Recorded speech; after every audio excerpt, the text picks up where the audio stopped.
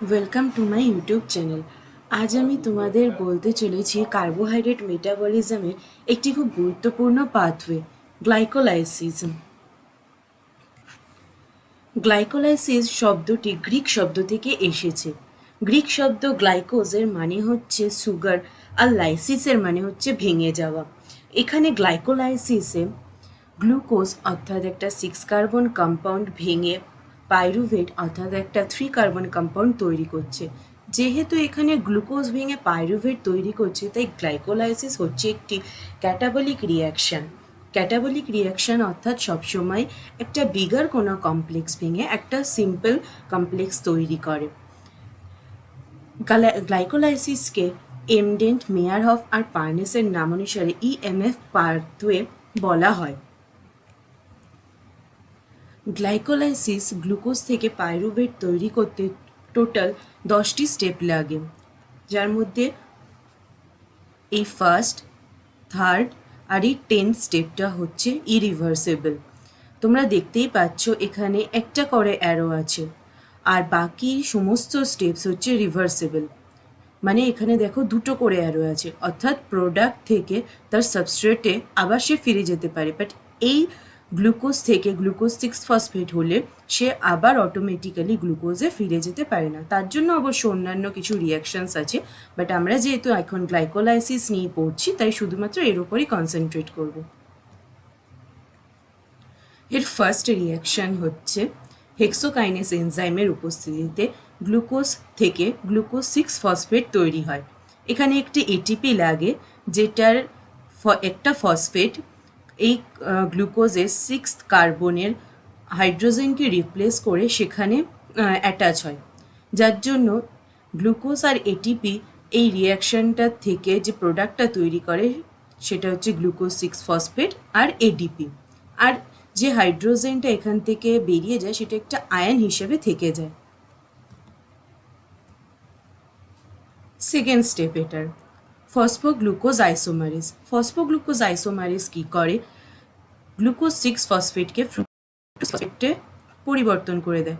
মানে গ্লুকোজ 6 ফসফেটটা একটা aldose sugar, সেখান থেকে ফ্রুক্টোজ 6 ফসফেট একটা ক্রিটোজ সুগার রে পরিবর্তন হয়ে যায়। এখানে যেহেতু গ্লুকোজ 6 ফসফেট ফ্রুক্টোজ 6 ফসফেটে পরিবর্তন হচ্ছে, তাই এনজাইমটার নাম হচ্ছে ফসফোগ্লুকো আইসোমারেজ। Third step ফসফোফ্রুক্টোকাইনেজ। এখানেও আরেকটি এটিপি লাগে। মানে গ্লাইকোলাইসিস প্রসেসটায় টোটাল 4টি এটিপি তৈরি হয়, কিন্তু যেহেতু দুটো এটিপি আমাদের প্রথমে খরচা হয়ে যাচ্ছে, তাই গ্লাইকোলাইসিস প্রসেসের লাস্টে আমরা মাত্র দুটো এটিপি পেয়ে থাকি। তাই প্রত্যেকটা গ্লাইকোলাইসিস প্রসেসের শেষে সবসময় দুটো করে এটিপি আমরা পেয়ে থাকি আমাদের এনার্জি হিসাবে। এই থার্ড স্টেপে কী হয়, ফ্রুক্টোজ 6 ফসফেট ফসফোফ্রুক্টোকাইনেজ আর Mg2+ উপস্থিতিতে ফ্রুক্টোজ 1,6-bis ফসফেট তৈরি করে। একটা কথা সবসময় মাথায় রাখবে, যখনই কাইনেজ মানে কোনো এনজাইমের নামের শেষে যদি তোমরা দেখো কাইনেজ কথাটা এসছে, তার মানে সেখানে অবশ্যই ফসফোরাইল গ্রুপ ট্রান্সফার হয়। এখানেও দেখতে পাচ্ছ এই যে 6 কার্বনটা রয়েছে, সেই 6 কার্বনের একটা হাইড্রোজেন রিপ্লেস হয়ে যাচ্ছে। 6 কার্বন না, ফার্স্ট কার্বনের একটা হাইড্রোজেন রিপ্লেস হয়ে যাচ্ছে, তাই এখানে ফ্রুক্টোজ 1,6-bis-ফসফেট তৈরি হচ্ছে। ফার্স্ট স্টেপে আমরা দেখলাম গ্লুকোজের 6 কার্বনের হাইড্রোজেন রিপ্লেস হয়ে যাচ্ছে, আর এই স্টেপে আমরা দেখছি ফ্রুক্টোজের 6 কার্বনেতে একটা ফসফেট গ্রুপ রয়েছে, আর ফার্স্ট কার্বনের হাইড্রোজেনটা রিপ্লেস হয়ে একটা ফসফেট যোগ হচ্ছে। এখানেও সেম প্রসেসই হচ্ছে, এটিপি থেকে ফসফেট গ্রুপ যেহেতু একটা বেরিয়ে যাচ্ছে, তাই ট্রাইফসফেটটা ডাইফসফেটে পরিণত হয়ে যাচ্ছে, এডিপি তৈরি করছে। আর ফ্রুক্টোজ 6 ফসফেটটা ফ্রুক্টোজ 1,6-bis-ফসফেট তৈরি করছে। অ্যালডোলিস। আমরা এতক্ষণ যে স্ট্রাকচারটা দেখছিলাম, সেই স্ট্রাকচারটাকে এইভাবে লম্বা করে লেখা হয়েছে। এখানে দেখো ফার্স্ট কার্বনেও ফসফেট গ্রুপ আছে আর 6 কার্বনেও ফসফেট গ্রুপ রয়েছে, তাই ফ্রুক্টোজ 1,6-bis-ফসফেট এখানে লেখা হয়েছে। আর যে মানে তোমরা স্ট্রাকচারটা দেখে বুঝতেই পারছো যে এটা একটা ফ্রুক্টোজের স্ট্রাকচার, যেহেতু এখানে একটা কিটোন গ্রুপ আছে সেকেন্ড কার্বনে। তো এইখানে কি হচ্ছে, দুটো ভাগ হয়ে যাচ্ছে। এই 6 কার্বনটা এখান থেকে দুটো 3 কার্বন কম্পাউন্ড তৈরি করছে, একটা কিটোজ কম্পাউন্ড তৈরি করছে আর একটা অ্যালডোজ কম্পাউন্ড তৈরি করছে। কিটোজ কম্পাউন্ডটার নাম কি হচ্ছে ডাইহাইড্রক্সি অ্যাসিটোন ফসফেট, আর অ্যালডোজ কম্পাউন্ডটার নাম কি হচ্ছে গ্লিসারলডিহাইড 3 ফসফেট। এই স্টেপটাই খুব ইম্পর্টেন্ট, কারণ এখানেই থেকেই স্টার্ট হচ্ছে যে 6 কার্বন কম্পাউন্ড 3 কার্বন কম্পাউন্ডে ট্রান্সফার হয়ে যাচ্ছে, আর এনজাইমটা লাগছে হচ্ছে এখানে অ্যালডোলেস। আমরা যে আগের স্টেপটায় দেখলাম অ্যালডোলেস গ্লিসারলডিহাইড 3 ফসফেট তৈরি করছে আর ডাইহাইড্রক্সি অ্যাসিটোন ফসফেট তৈরি করছে। এরা কি করে না নিজেদের মধ্যে আবার রিয়াকশন করে, ট্রায়োস ফসফেট আইসোমারেজ এদের এই রিয়াকশনটা করতে সাহায্য করে। এখানে কি হয় না, এই যে ডাইহাইড্রক্সি অ্যাসিটোন ফসফেটটা তোমরা দেখছো, এইটা ট্রায়োস ফসফেট আইসোমারেজের সাহায্যে চলে আসে হচ্ছে গ্লিসারলডিহাইডে কনভার্ট হয়ে যায়। এইখানে মাঝখানে একটা ইন্টারমিডিয়েট একটা তৈরি হয়, যাকে আমরা বলি এনেডায়ল ইন্টারমিডিয়েট। সেই ইন্টারমিডিয়েটের দ্বারা ডাইহাইড্রক্সি অ্যাসিটোন ফসফেট গ্লিসারলডিহাইড 3 ফসফেটে ট্রান্সফার হয়ে যায়। আর এনজাইমটা হচ্ছে triose phosphate. Triose phosphate isomerase কেন বলা হচ্ছে এনজাইমটাকে, দেখো এখানে 3টে কার্বন কম্পাউন্ড নিয়ে আমরা কাজ করছি, তো এর জন্য ট্রায়োস কথাটা এসছে।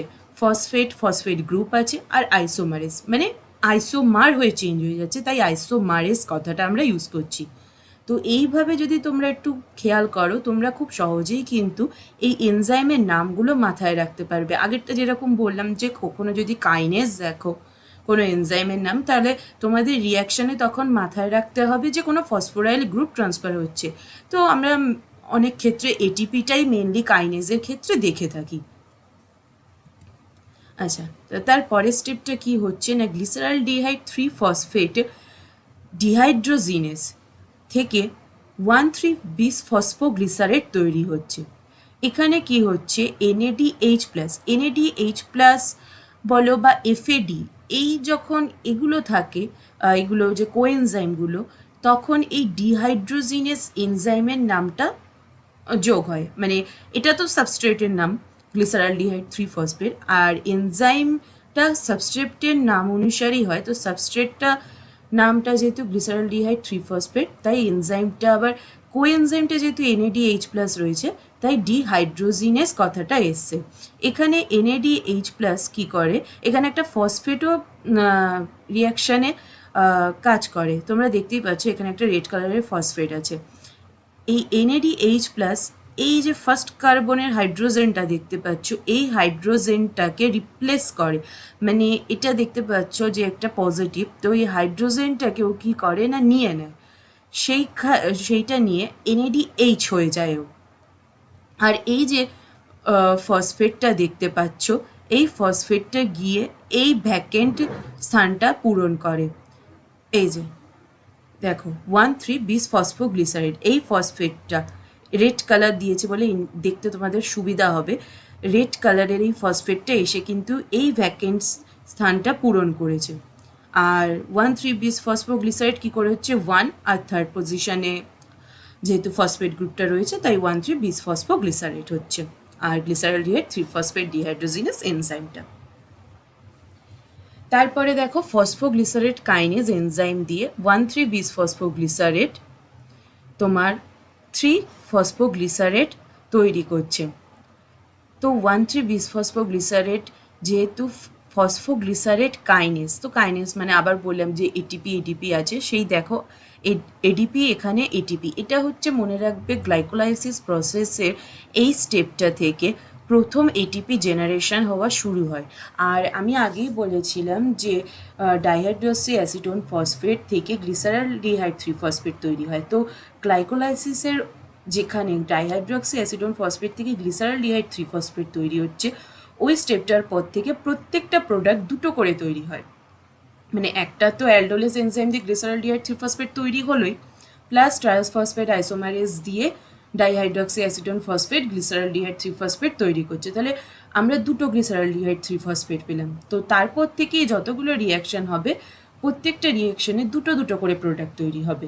এর জন্যই আমি বলেছিলাম যে এটিপি আমরা 4টে পাই, এখানে কিন্তু একটা এটিপি লাগছে বলে ভেবো না যে এটিপি লাগছে না, প্রডিউস হচ্ছে বলে ভেবো না যে এটিপি আমরা একটা পাচ্ছি, এখানে কিন্তু আমরা দুটো এটিপি পাচ্ছি।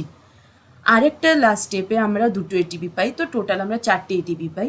আর বললামই তো অ্যাক্টিভেশনের জন্য ফার্স্টের দিকে দুটো স্টেপে আমাদের দুটো এটিপি খরচা হয়ে যাচ্ছে, তাই আমরা লাস্টে পুরো প্রসেসটা কমপ্লিট হলে, পাথওয়েটা কমপ্লিট হলে আমরা দুটো এটিপি পাই। তো এখানে ফসফোগ্লিসারেট কাইনেজ কী করছে, এই ফার্স্ট কার্বনের ফসফেট গ্রুপটার সঙ্গে এডিপি রিয়াকশান করে এটিপি তৈরি করছে। হ্যাঁ, আর এইটা ডাবল বন্ড হয়ে যাচ্ছে। আর এই যে ডাবল বন্ড হয়ে গেল, তো কার্বনের তো কখনো 4টে হ্যান্ডের বেশি থাকতে পারে না, তাই সেই কারণে অক্সিজেনটা নেগেটিভ চার্জ হয়ে যাচ্ছে। দেখো এইখানে কম্পাউন্ডটা সেইভাবেই তৈরি হচ্ছে। ফসফোগ্লিসারেট মিউটেজ এনজাইমটা এখানে আইসোমারেজ কথাটা ইউজ না করে মিউটেজ কথাটা ইউজ করা হচ্ছে, কারণ আইসোমারেজ যদি হতো তাহলে 3 ফসফোগ্লিসারেট থেকে 2 ফসফোগ্লিসারেট তৈরি হতে পারতো না। 3 ফসফোগ্লিসারেটেরই থার্ড পজিশনটাই যে ফসফেট গ্রুপটা আছে সেটা কিন্তু প্রোডাক্টের থার্ড পজিশনে, কার্বনের থার্ড কার্বনের পজিশনে এইখানে ফসফেটটা থাকতে হতো, কিন্তু মিউটেজ এনজাইমটা এই কারণে বলা হচ্ছে এই যে থার্ড পজিশনের যে ফসফেট গ্রুপটা আছে সেটা সেকেন্ড পজিশনের C2 এর হাইড্রক্সিল গ্রুপটাকে রিপ্লেস করে দিচ্ছে। পুরো রিপ্লেস করছে না, হাইড্রক্সি গ্রুপের হাইড্রোজেনটাকে রিপ্লেস করে সেখানে ফসফেট চলে আসছে, ওর জন্য মিউটেস কথাটা বলা হয়েছে, কারণ মিউটেশন হয়ে যাচ্ছে, ফসফেটটা হাইড্রোজেনের কাছে চলে যাচ্ছে। এই কারণে এখানে দেখো সেকেন্ড পজিশনে ফসফেট গ্রুপটা এসছে, তাই 3 ফসফোগ্লিসারেট থেকে ফসফোগ্লিসারেট মিউটেজ এনজাইমটা দিয়ে 2 ফসফোগ্লিসারেট তৈরি করেছে। এবার 2 ফসফোগ্লিসারেট থেকে ইনোলেজ এনজাইমটা দিয়ে ফসফোইনাল পাইরুভেট তৈরি হচ্ছে। তো ইনোলেজ এনজাইমটা কি করছে, সেকেন্ড কার্বন আর থার্ড কার্বনের, সেকেন্ড কার্বনের হাইড্রোজেন গ্রুপটা আর থার্ড কার্বনের OH মানে হাইড্রক্সিল গ্রুপটাকে জল মানে H2 হিসেবেও এলিমিনেট করে দিচ্ছে। এই কারণে সেকেন্ড কার্বন আর থার্ড কার্বনের মধ্যে একটা ডাবল বন্ড তৈরি হচ্ছে, আর এই পুরো স্ট্রাকচারটাকে বলা হচ্ছে ফসফোইনাল পাইরুভেট। এটা হচ্ছে লাস্ট স্টেপ আর এটিপি জেনারেশনের সেকেন্ড স্টেপ। এখানে কি হচ্ছে না, ফসফোইনাল পাইরুভেট থেকে পাইরুভেট অর্থাৎ গ্লাইকোলাইসিসের থেকে আমরা যে প্রোডাক্টটা পাই সেই পাইরুভেট এই স্টেপে তৈরি হচ্ছে। এই স্টেপে এই সেকেন্ড কার্বনের যে ফসফেট গ্রুপটা সেটা এডিপির সঙ্গে যুক্ত হয়ে এটিপি তৈরি করছে, যার কারণে এই বন্ডটা ডাবল বন্ড হয়ে যাচ্ছে। আর এই আগেই বলেছি যে কার্বনের 4টে হ্যান্ডের বেশি যেহেতু থাকতে পারে না, সেই কারণে কার্বনের সেকেন্ড কার্বন আর থার্ড কার্বনের মধ্যে বন্ডটা ব্রেক করে যাচ্ছে। এবার এই কার্বনেও তো তাহলে একটা ভ্যাকেন্ট এরিয়া তৈরি হচ্ছে, সেই ভ্যাকেন্ট এরিয়ার জন্য একটা H+ আয়ন দরকার হচ্ছে, সেই H+ আয়নটা এটাকে গিয়ে ফুলফিল করছে, মানে স্যাচুরেট করছে, করে CH3 তৈরি করছে এবং পাইরুভেট তৈরি করছে এটিপি। তাহলে পুরো গ্লাইকোলাইসিস রিয়াকশানটা এইভাবে সম্পন্ন হচ্ছে। ফার্স্টে আমরা গ্লুকোজ থেকে পরপর স্টেপ করে এসে টোটাল 10টা স্টেপ কমপ্লিট করে পাইরুভেট কী করে তৈরি হয় সেটা দেখলাম।